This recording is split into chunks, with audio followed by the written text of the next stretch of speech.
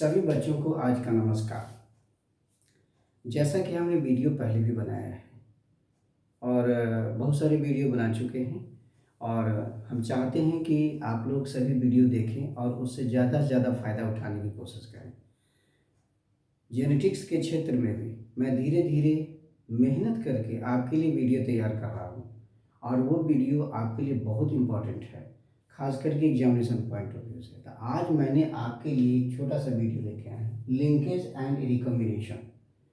इसके पहले जो आपने अध्ययन किया उसी के एक अगला कड़ी है, तो इसे आप ध्यान से देखिएगा।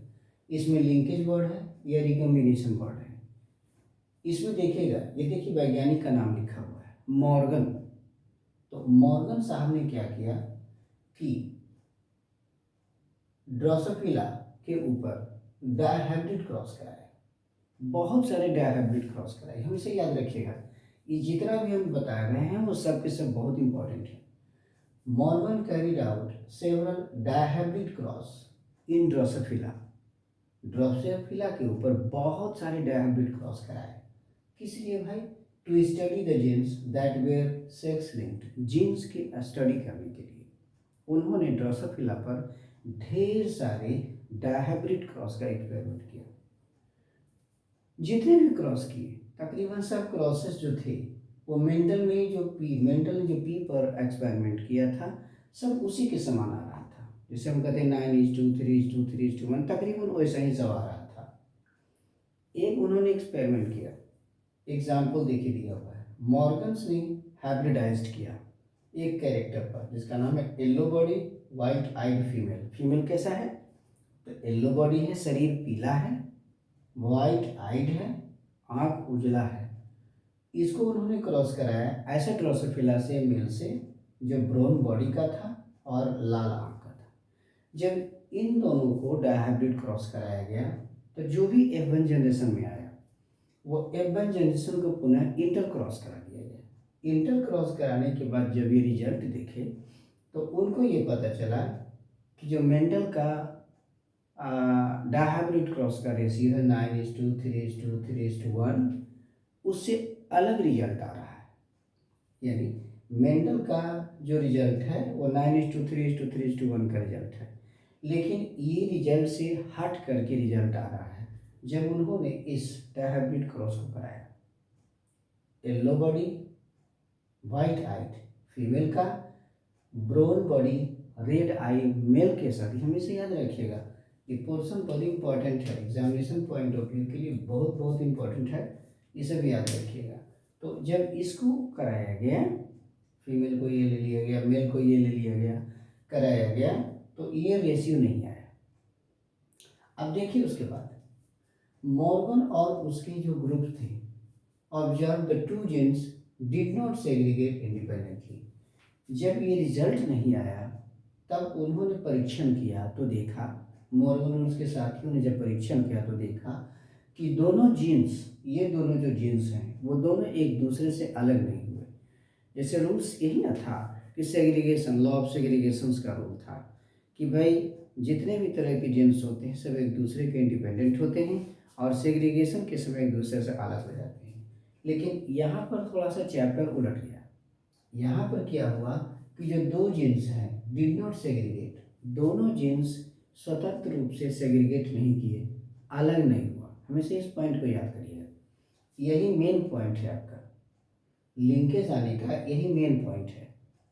मेंडल ने तो जो भी एक्सपेरिमेंट किया उसमें लिंकेज का कोई वर्ड नहीं था, बिकॉज द रेशियो वॉज 9:3:1 था। लेकिन जब ये रेशियो इसमें इस डायहाइब्रिड क्रॉस में ड्रोसोफिला के रिजल्ट उल्टा हुआ तो परीक्षण के बाद ये पता चला कि दोनों जीन्स एक दूसरे से अलग नहीं हुए हैं।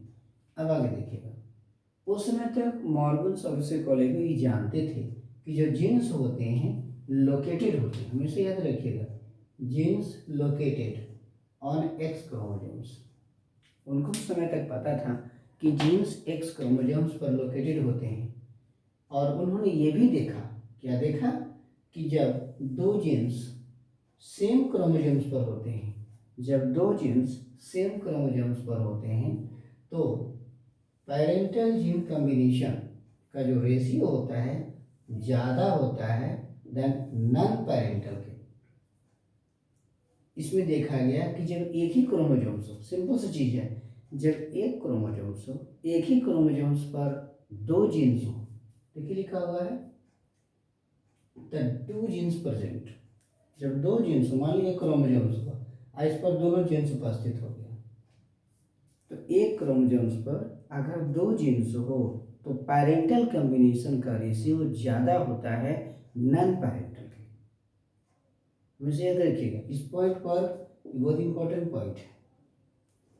वे जानते थे कि genes were located on X chromosomes and saw, उन्होंने ये भी देखा कि जब दो जीन्स एक ही क्रोमोसोम पर उपस्थित हो तो पेरेंटल जीन कॉम्बिनेशन ज़्यादा होता है देन नॉन पेरेंटल। मॉर्गन ने यह भी बताया कि ये जो पेरेंटल जीन कॉम्बिनेशन है, it is due to the physical association और द लिंकेज। फिजिकल एसोसिएशन के चलते हैं, यानी दो जीन्स एक ही क्रोमोसोम्स पर होते हैं और वो साथ साथ रहते हैं, उसको उन्होंने लिंकेज वर्ड दिया, टर्म लिंकेज दिया। लिंकेज का मतलब होता है कि जो जीन्स होते हैं वो एक दूसरे से अलग नहीं होते, वो एक साथ रहते हैं और जनरेशन टू जनरेशन फ्लो होते रहते हैं, उसी को लिंकेज कहते हैं या फिजिकल एसोसिएशन कहते हैं। उसके बाद टर्म आता है रिकॉम्बिनेशन का। रिकॉम्बिनेशन हमें ये दर्शाता है कि नॉन पेरेंटल जीन कॉम्बिनेशन को दर्शाता है। पेरेंटल जीन कॉम्बिनेशन को जैसे कि पेरेंटल क्रॉस करते हैं तो F1 जनरेशन में आते हैं, तो F1 जनरेशन में जो आ रहा है वो नॉन पेरेंटल आ रहा है, न तो पेरेंटल का गुण है, वो तो नॉन पेरेंट ये दूसरे पेरेंटल का गुण कोई नहीं है, एक अलग तरह का गुण दिखाई पड़ता है, तो उसको हम कहते हैं नॉन पेरेंटल। नॉन पेरेंटल का मतलब होता है कॉम्बिनेशनल, जिसमें रिकॉम्बिनेशन, जिसमें दो या दो से अधिक के गुण आ जाते हों, जो प्योरली पेरेंटल नहीं होते। तो इसमें मॉर्गन्स ने ये सब बात बताई। उसके बाद उन्होंने ये भी देखा, मॉर्गन्स और उसके ग्रुप में ये पाया, मॉर्गन साहब और उनके जो सहयोगी थे, उन्होंने ये पाया कि जब जीन्स ग्रुप में सेम क्रोमोसोम्स पर होते हैं तो वो टाइटली लिंक्ड होते हैं, दे आर टाइटली लिंक्ड। ये जो सेम क्रोमोसोम्स पर हैं तो जीन्स जो होते हैं वो टाइटली लिंक्ड होते हैं। जब टाइटली लिंक्ड होते हैं तो उनके बीच लो रिकॉम्बिनेशन होता है। टाइटली लिंक्ड मतलब लो रिकॉम्बिनेशन, हमेशा याद रखिएगा, ध्यान दीजिएगा।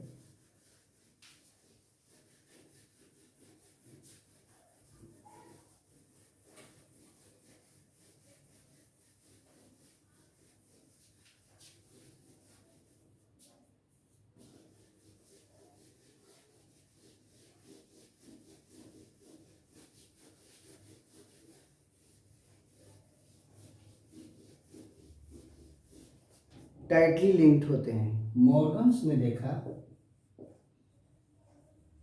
मॉर्गन्स ने क्या देखा कि यदि एक ही क्रोमोसोम्स है, सेम क्रोमोसोम्स पर है,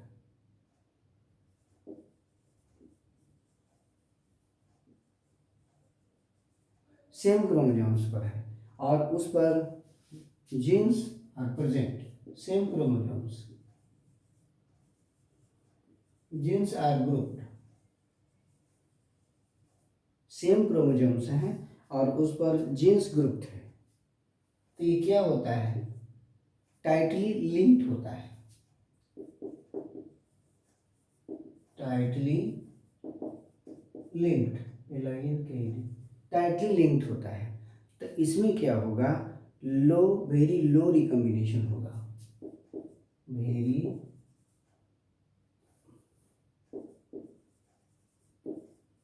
लो रिकॉम्बिनेशन, वेरी लो रिकॉम्बिनेशन। उन्होंने ये पता लगाया, मॉर्गन साहब उसके ग्रुप में ये देखा कि अगर एक क्रोमोसोम्स है, एक क्रोमोसोम्स तो ढेर सारे जीन्स हैं, तो वो जीन्स जो होते हैं एक दूसरे से जुड़े हुए होते हैं, लिंक्ड होते हैं और उनमें रिकॉम्बिनेशन कम होता है। रिकॉम्बिनेशन का मतलब क्रॉसिंग, एक दूसरे से एक्सचेंजिंग नहीं होती हैं, पेरेंटल भी उसमें ज़्यादा रहेंगे। लेकिन यदि ये लूजली होगा, यदि ये लूजली होगा और others when it will be loosely, when it is loosely, then जब ये लूजली होगा, लूजली का मतलब ये अदर अदर होंगे या जिनके बीच डिस्टेंसेस होंगे, तो ऐसी अवस्था में higher recombination, then higher recombination.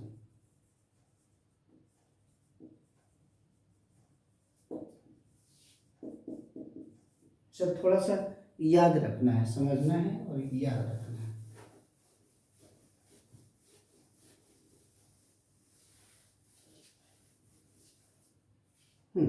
ये देखिए, मॉर्गन ने ये देखा, उन्होंने ये पता लगाया, फाइंड किया कि अगर जीन्स आर ग्रुप्ड है सेम क्रोमोसोम्स पर, तो वो जीन्स टाइटली लिंक्ड होते हैं और उनका जो रिकॉम्बिनेशन रेट है बहुत ही कम हो जाता है। लेकिन अगर लूजली होते हैं तो उनका रिकॉम्बिनेशन ज़्यादा हो जाता है। उन्होंने ये देखा, एग्जाम्पल के तौर पर देखा गया, a simple example is here.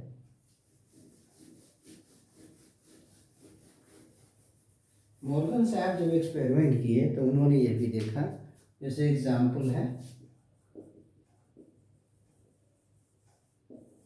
Examples में दो जीन्स का देखा गया कि white and yellow, white and yellow, ये दो हो गया, और एक है white and mini H U.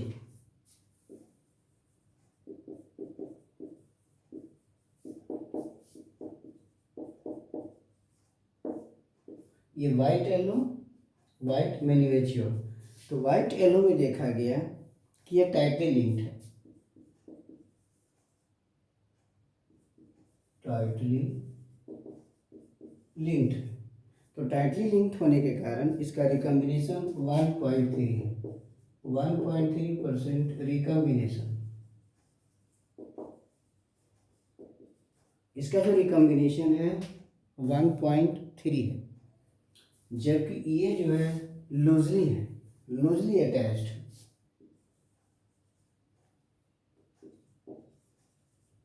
Loosely linked.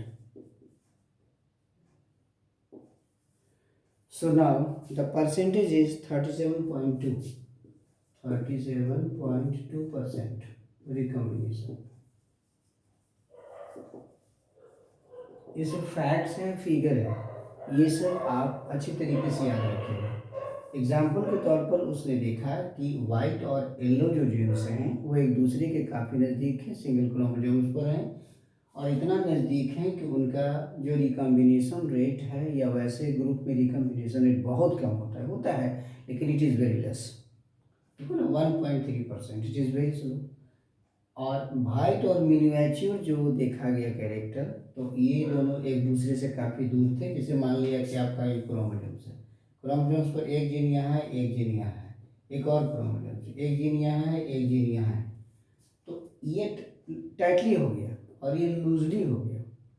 इसमें पैरेंटल कम्बिनेशन ज़्यादा होगा, पैरेंटल ज़्यादा रहेगा, इसमें नॉन पैरेंटल ज़्यादा रहेगा। इसमें क्रॉसिंग ज़्यादा होगा, इसमें क्रॉसिंग कम होगा, कम होने के चांसेस रहेंगे। तो ये इस तरह की स्थिति है और ये इस तरह की स्थिति है।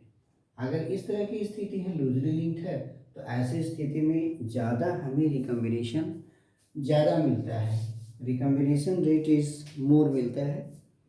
यहाँ पर मॉर्गन्स के एक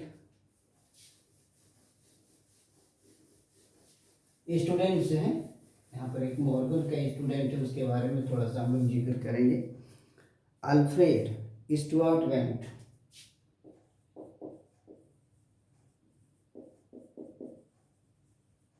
हालांकि पिछली बार में ये 2030 का जो 2023 का जो नीट एग्जाम हुआ था उसमें इनके बारे में आया था। ये देखिए, एक स्टूडेंट्स थे, a student of Morgan,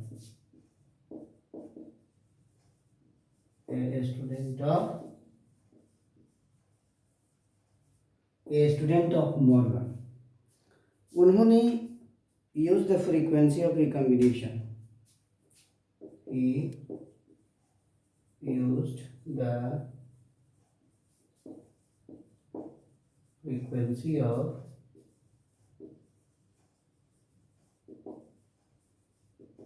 use the frequency of recombination between gene pairs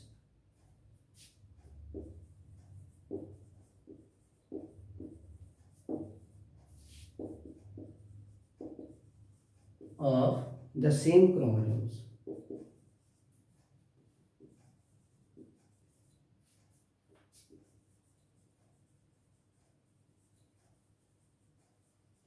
एक ही क्रोमोसोम्स है, एक ही क्रोमोसोम्स पर जो जीन पेयर्स है, तो जीन पेयर्स के बीच में फ्रीक्वेंसी ऑफ रिकॉम्बिनेशन क्या है? फ्रीक्वेंसी ऑफ रिकॉम्बिनेशन का मतलब होता है कि एक दूसरे से कंबाइन और क्रॉसिंग का रेट क्या है, ये जानना बहुत ज़रूरी है। तो इसके बारे में तो हमेशा याद रखिएगा कि ये देने वाले थे अल्फ्रेड स्टुअर्ट बेंट, ये नीट में आया है या आ चुका है, ये पिछले साल इस वर्ष ही 2023 में आ चुका है। Frequency of recombination between the gene pairs of the same chromosomes आता है। तो इसको हम कहते हैं, इसमें मेजर कहते हैं measure of distance chromosomes as the measure, बहुत सिंपल है, ऑफ डिस्टेंस। तो उन्होंने क्रोमोसोम्स के ऊपर जीन के डिस्टेंस को मेजर किया कि एक जीन और दूसरे जीन के बीच में डिस्टेंस क्या है, कितना डिस्टेंस होगा, उस रेट से कितना फ्रीक्वेंसी ऑफ रिकॉम्बिनेशन होगा, क्रॉसिंग ओवर होगा, इसके बारे में उन्होंने बताया between gene as measure the distance, जिसे हम जीन मैप भी कहते हैं या जीन डिस्टेंस भी कहते हैं, between the genes and map their position and mapped their position, और पोजीशन को मापा गया कि दोनों के बीच का पोजीशंस क्या है, जिसे हम जीन मैप भी कहते हैं। और जीन मैप जेनेटिक मैप भी कहा जाता है या क्रोमोसोमल मैप भी कहा जाता है। तो ये जो है बहुत इम्पॉर्टेंट है, ये बहुत इम्पॉर्टेंट है कि अगर क्रोमोसोम्स में है तो क्रोमोसोम्स पर ढेर सारे जीन्स होते हैं, और वो जो जीन्स के बीच में डिस्टेंस क्या होता है, वो डिस्टेंस इन्होंने मेजर करने के लिए कहा कि उस डिस्टेंस पर फ्रीक्वेंसी ऑफ रिकॉम्बिनेशन डिपेंड करता है। अगर डिस्टेंस वेरी क्लोज है तो पेरेंट डिस्टेंस बहुत ही क्लोज है तो फ्रीक्वेंसी ऑफ रिकॉम्बिनेशन बहुत ही कम होगा। अगर डिस्टेंस ज़्यादा है तो फ्रीक्वेंसी ऑफ रिकॉम्बिनेशन इससे ज़्यादा होगा। तो ये डिपेंड करता है कि एक या दो जीन्स के बीच में डिस्टेंस क्या है। तो distance is the basis through which recombination is depend. The frequency, power कितनी है, रिकॉम्बिनेशन की पावर कितनी है ताकि नॉन पेरेंटल हो सके, तो ये डिपेंड करता है डिस्टेंस के ऊपर। तो इसी से एक चैप्टर डेवलप हुआ जिसको हम कहते हैं जेनेटिक मैप या क्रोमोसोमल मैप। अब ये जो क्रोमोसोमल मैप है या जेनेटिक मैप होता है एक्सटेंसिवली यूज्ड होता है, एक्सटेंसिवली यूज्ड,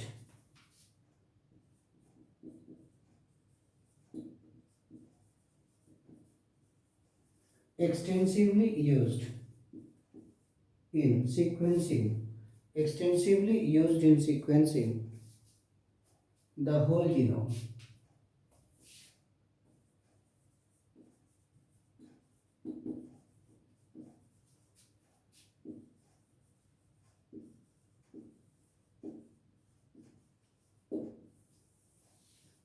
जीनोम, जितना भी जेनेटिक मटेरियल्स है, आपके जेनेटिक मटेरियल में जितने भी जीन हैं उसको मापने के लिए इसका व्यापक मात्रा में प्रयोग किया जाने लगा, और इसी के आधार पर हमारा एक HGSP तैयार हुआ, according to human genome sequencing project. इसी के आधार पर ह्यूमन जीनोम सीक्वेंसिंग प्रोजेक्ट तैयार हुआ, क्योंकि इस पर बहुत ज़्यादा वर्क होने लगा और समूचे जो जेनेटिक मटेरियल है, जेनेटिक मटेरियल में कितने जीन्स होते हैं, उनके बीच जेनेटिक गैप क्या होता है, जीन गैप क्या होता है, क्रोमोसोमल मैप क्या होता है, उस आधार पर उनका रिकॉम्बिनेशन जानना है। तो इसके माध्यम से सीक्वेंसिंग करने में, सीक्वेंसिंग का मतलब एक के बाद दो, दूसरा के बाद तीसरा के बाद चौथा, इस तरह according the orderly arrangement and according to order. इस आधार पर क्या सीक्वेंस का मतलब होता है समूचे जीनोम का अध्ययन करेंगे, इसके बाद कौन है, इसके बाद कौन है, इसके बाद कौन है। This is the very important aspect, ये बहुत ही अच्छा डेवलप किया था अल्फ्रेड एस्टवर्ड साहब ने, ताकि जिससे कि हमें या वैज्ञानिकों को बहुत राहत मिला समूचे जीनोम को अध्ययन करने में। और इसी के आधार पर ह्यूमन जीनोम प्रोजेक्ट तैयार किया गया, human genome project sequencing project तैयार किया, जो कि बहुत ही व्यापक था। तो इस तरीके से हमने आज लिंकेज और रिकॉम्बिनेशन, याद रखिएगा लिंकेज को पॉइंट करने वाले मॉर्गन थे, और रिकॉम्बिनेशन भी उसी के संदर्भ में आता है, इसी से संबंधित जो वर्ड आ गया रिकॉम्बिनेशन भी आ गया। तो इस तरह हमने लिंकेज और रिकॉम्बिनेशन का एक छोटा सा वीडियो, लेकिन हमेशा याद रखिएगा ये जो हम वीडियो बनाए हैं इसमें कुछ ज़्यादा नहीं आना, कुछ कम है। जो भी हमने बनाया वो कंक्रीट, ऐसा नहीं कि वीडियो हमने बनाया और इसमें कुछ दिया ही नहीं है। इसमें जितनी चीज़ें हैं बस उतना ही आपको पढ़ना है, इससे ज़्यादा। जैसे लिंकेज या रिकॉम्बिनेशन है, ये बहुत बड़ा चैप्टर है, तो वो सब चीज़ आपको नहीं पढ़ना है। बस आपको 10+2 और मेडिकल के लिए पढ़ना है। हम आशा रखते हैं कि जितनी भी चीज़ें हमने बताई है, हम बताया था ना कि ये वाला जो है आपका 2023 के नीट मेडिकल, जो नीट की एग्ज़ाम होती है उसमें आया हुआ है, ये इसका ये कोर्स। तो जो भी है यही आएगा। तो जो टॉपिक हमने बताया है उसको ध्यान से पढ़िए और एग्ज़ाम दीजिए, इससे आगे आपको कुछ नहीं करना है। इसके लिए हम आपके लिए हम आपने बनाया है, इसलिए हम आपको थैंक यू कहते हैं। आप इसे पढ़ें और सब्सक्राइब करने की कोशिश करें। Thank you.